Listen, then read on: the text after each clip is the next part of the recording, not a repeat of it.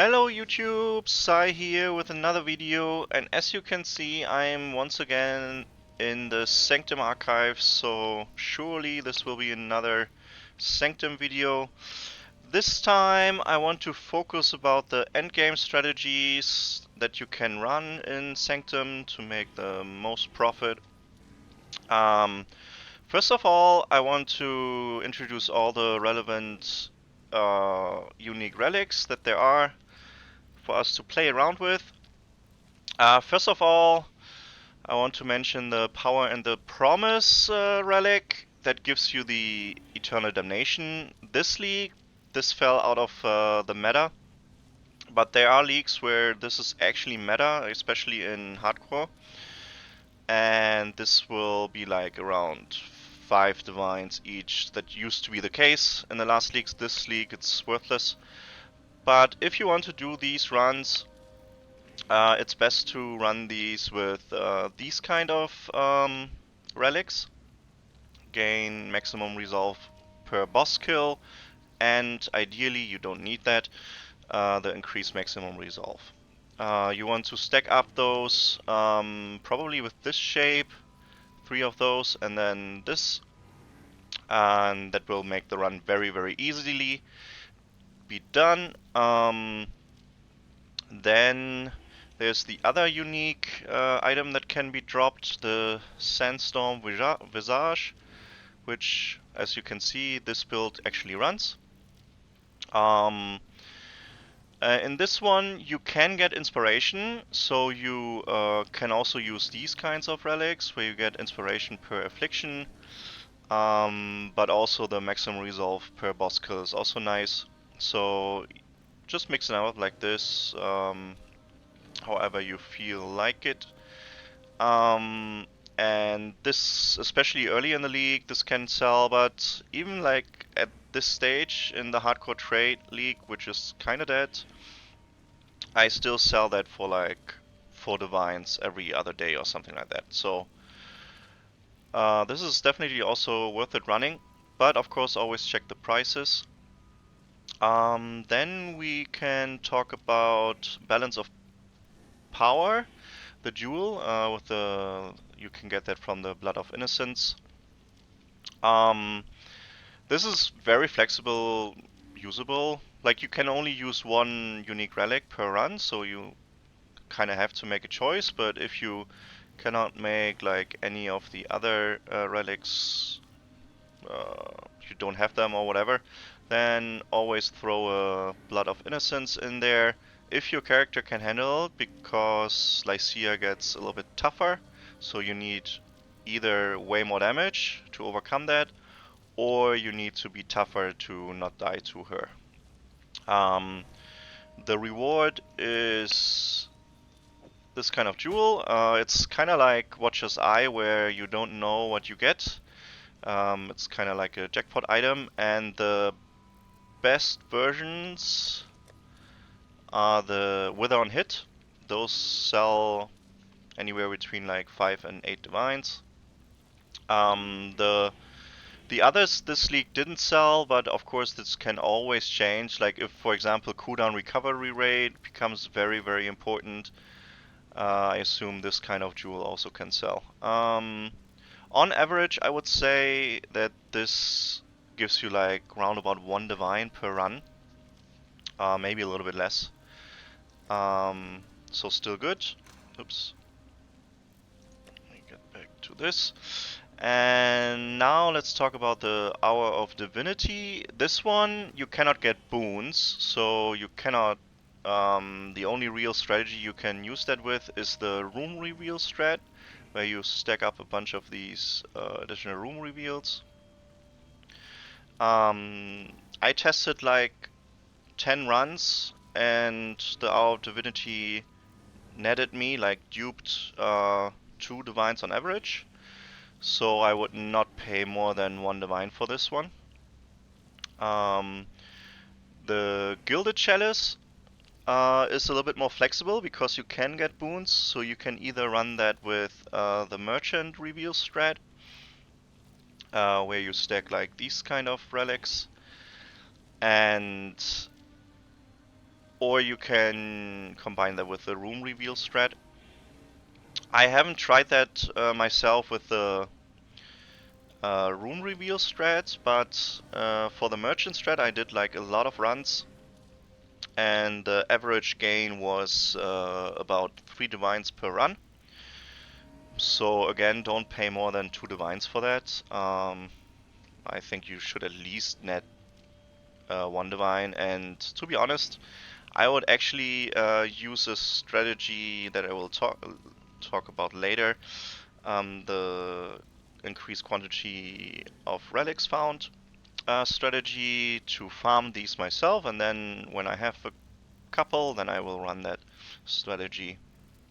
Um, yeah, the disadvantage of these two relics, the Hour of Divinity and the Gilded Chalice, is that you cannot take any of the third option rewards in the uh, first and second floor, and then you can't even take the second row of the rewards in the rewards room in the third floor, and so you don't make like a lot of bubblegum currency. Like as you can see, I have like a ton of I sell fusings all the time.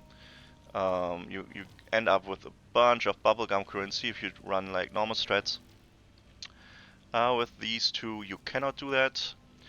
Then let's talk about the original sin. Of course, that is the highest profit you can run in Sanctum, and but it's also the most difficult. You need a specialized character for that, and you need practice for that. I myself sold these until now. This is actually my first attempt to run original sin relics myself. I will let you guys know how that will go. I have 2 tries. I need 2 more levels with this character, and then I will attempt the run. But yeah, I mean it's you can look it up. The original Sin Ring is very expensive, very very good, and if you can run those sanctums, you can get rich. That's for sure.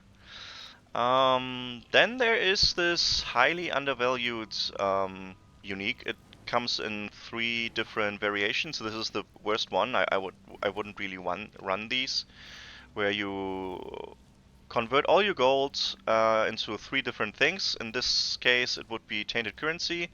There's another variant where it will be converted into experience, and if you do a gold run and you are like level 70 with 1 low level sanctum, you can get like 8 levels. So you can level really quickly with these. And then there's the one that is kind of undervalued, I think, where you convert all your gold to relics. And by relics, it's these normal relics. And if you get like 20k gold, there's a very decent chance that you get either like the 2 reveal rooms or the +2 merchant relics, and these sell for like anywhere between 5 and 15 divines depending on the league. So that is actually a quite good strategy.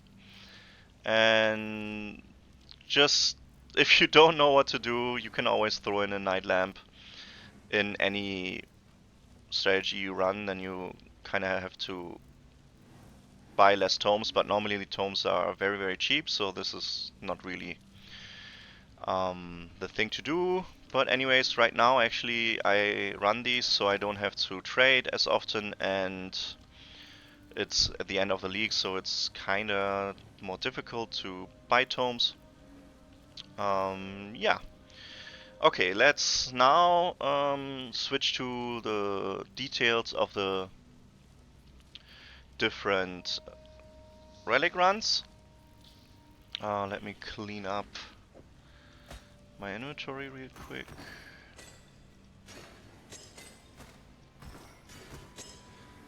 Um, okay, let's first talk about quantity.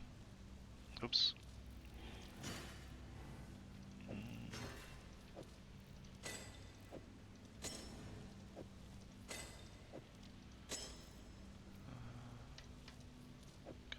out here. Sorry guys. I think this is the quantity strategy is the best strategy to get into endgame farming. Um, the runs are actually the fastest because you don't have to think about it. You just click on the rooms as fast as you can and finish the sanctum as fast as possible. Um, the size, the shape of the relics actually matter. You don't want the. Do I have any? You don't want the candlestick relics. They are shaped like this, because that way you can only fit in 3. But with either 4 of these, or a combination, or 4 coffers, you can fit in 4. And the last leaks, it was actually not necessary to get to 25% quantity to get 100% surely 2 unique relics, which is like the main benefit of this strategy is to get 2 unique relics from Lycia at the end of every run. And so they changed something, and now you need 25% on each of these relics. I didn't know that at the start of the league, so I didn't focus on buying them.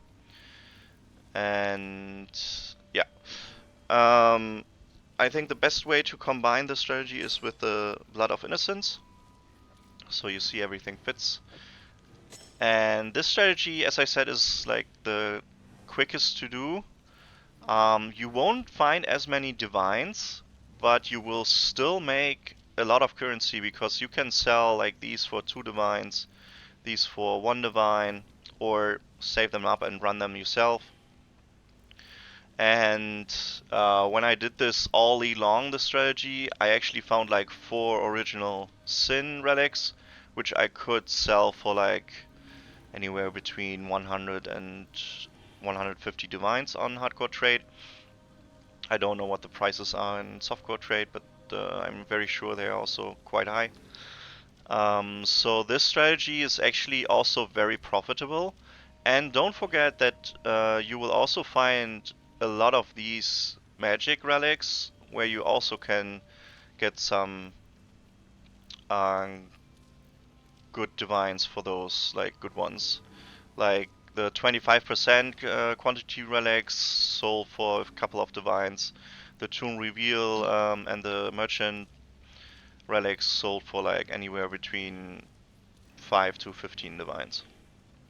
Yeah, so this is a very good strategy. Don't forget, if you use this relic, that your character needs to be a little bit tougher or needs to do really a lot of damage to interface Lycia.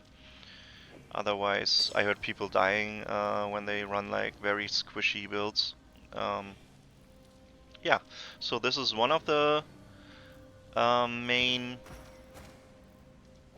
endgame strategies, and you, I think it's really like the best strategy to get into because you can scale it. Like even if you don't have 25% increased quantity of relics dropped by monsters relics, you can still like get like in 80% of the runs you will get 2 unique relics at the end. The next strategy I want to talk about is the +2 merchant one, um, where you combine. There's another shape.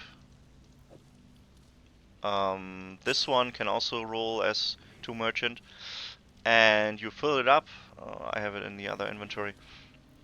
So you need like 5 relics to combine it with like a chalice. Um, and as I said earlier, you cannot take any third row rewards. You just want to take divines in the third row, so you dupe that. And yeah, this will net you like anywhere between 2 and 3 or even 8 divines. Um, yeah, because you can dupe 4 times 2 divines, so that's 8, yeah. So this can get up to 8 divines. These runs are like highly volatile when it comes to the rewards. Sometimes you don't dupe anything, then it's a dud. But you can also dupe like up to 4 divine rewards, and I mean, this is the strategy if you want to dupe mirrors. This is the way to go. But never happened to me, and I run like I don't know how many hundred sanctums, but of course can happen. Um, yeah, the way this works, you buy all the boons, and then in the fourth floor, you will buy the dupe an additional reward boon. It's called something mirror, and you need to buy that after you get the divine reward. And the way it works, the 2 divines will actually be 4 divines that you can dupe for the Gilded Chalice, so you only need 3 2 divine rewards to get the full um, benefit from this Gilded Chalice relic. Um, what else can I say about this strategy? Need um, you don't need as good as a character, you can say. Like, you get so many boons, so the runs will be very, very easy. And but on the flip side, the runs will also take a little bit more because you have to think like what boons to buy and all that stuff. I normally go as follows. I value sight, so additional room reveals the most, and then I value the gold boons the second highest, and then I take all the rest of the boons. You don't really need to target like more damage or less damage taken or any of these boons because you will get them eventually. Um, and also always if you can like convert a minor boon into a greater boon, do that because there's a good chance that you can get the all-seeing eye major boon, and that's of course very good. Another strategy that you can do is with a merchant is gold conversion is very good with a merchant strategy because you can um, get the gold boons very consistently, and I think that is I would like combine these with these kinds of relics to get more of the chests, and that way you can maximize your gold. In that run, you don't want to buy all the boons, just buy the boons that you kind of need, and then the gold boons, and then stockpile all the gold that you can. And then you will get a ton of relics or a ton of experience, whatever you choose. As I said, the tainted currency conversion is not that good. I wouldn't go for that one. But the conversion to relics is definitely worth it. I would even like buy those relics that convert to relics for like a couple of chaos. Um, so this is the merchant strategy. Oh, without any of the unique relics, the merchant strategy nets you around 1 div per run. Um, So it's definitely not that good, but it makes for very easy runs. You don't have to think about anything. It's very chill to run these. Then there is let me get those, the 2 room reveal strat.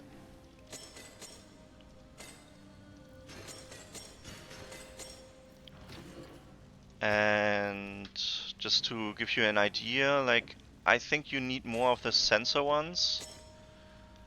Um, actually forgot how I put those in. But I want to showcase it so you guys don't buy the wrong items. And then you, for example, this is wrong because you most likely want, you miss one relic like this, right? So you want to switch this. Dup, dup, dup, dup. Like this, for example. And this is the way to do it with the Hour of Divinity, and then if you don't run it, you need one more of those relics, so it's like up to 8 with the Hour of Divinity and 9 without it. So it's definitely the most expensive strategy to get into, because every one of those costs around like 9 divines, 10, 12 divines. And the runs are very fast. A little bit longer than the quantity runs because you kind of have to strategize where you want to run to get the least afflictions or the best rewards. And but they are still very quickly done. And this without the Hour of Divinity, it nets like around 2 divines per run. So even like almost 3 divines per run. I only did like 11 runs and my average was 2.7 divines per run. And so that's way more than the merchant strat. And with the Hour of Divinity, that adds another 2 divines on top of that. So that's like around 5 divines per run on average. So that's really good. Um, yeah, that is that. Then the original sin, you would run these like this, and then you would focus on the afflictions you really cannot do. What would be like rooms are unknown is I think really bad. Room types are unknown is not a good boon, or like action speed cannot be slowed below base value and that kind of stuff. So you will you would do it like that, and then also some room types are more difficult than other room types, and then you kind of want to strategize. You run through every floor, keeping those two things in mind. You wouldn't care about divines at all because the ring is worth way more than a few divines. So all that counts is that you finish this run. And I also like I'm practicing right now for the original Sin run, and I noticed that a lot of major boons are actually really good. Like normally major boons are not that good, but like there's a major boon that disables traps. That's, I mean, one less thing to worry about, right? And then there's a boon that denies the first hit that you take every room. So that would be very, very valuable for this kind of run, because if you mess up, you kind of have a second chance in that room. So yeah, there's a major boon that gives you immunity to afflictions. So there you go, another really good major boon. So what I want to say is, normally you don't care as much about greater boons, but with Original Sin, I would try to get major boons. Yeah. And that's it, guys. I think I talked about everything that I wanted to share. If you have any questions around any of the strategies, maybe I didn't make something clear, um, ask them. I always read every comment. Please like and subscribe to my channel. And maybe as a little bit of a bonus content, let's talk a little bit about this character. Um, so, as you can see in my videos of the channels, I am a big fan of Penance Planet of Dissipation. I always thought it was way quicker than the Hexblast Mine variant, but actually I got this build together from a friend, and it's as fast as the Penance brand build that I'm playing, and it's suitable for no-hit runs because I freeze everything. Um, yeah, it's I think the one downside. Sorry, I'm rambling a little bit because I didn't prepare for this bit. Um, the downside of this build is it's not as straightforward. You kind of need to level as something else, and then respec a bunch of points.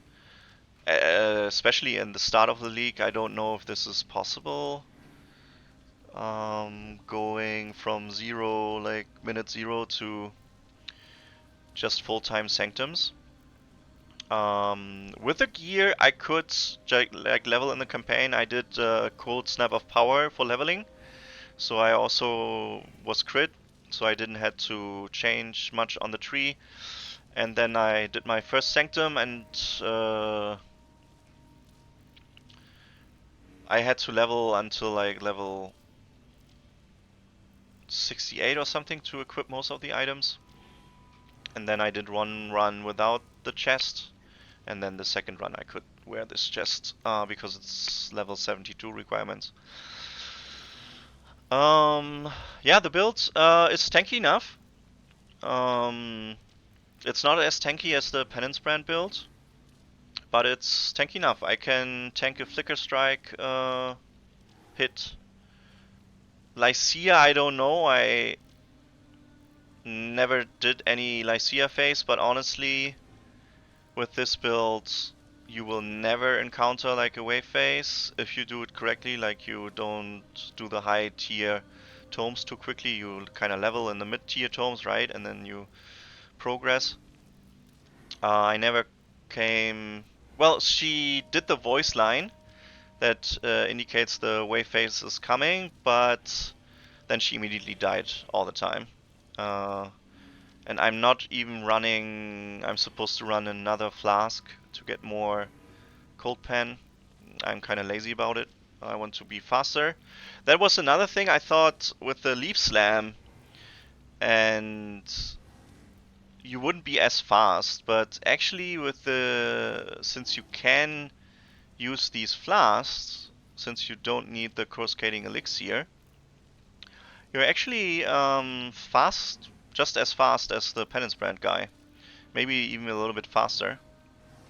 So I actually want to try to get a penance brand inquisitor variant with the energy plate with CI,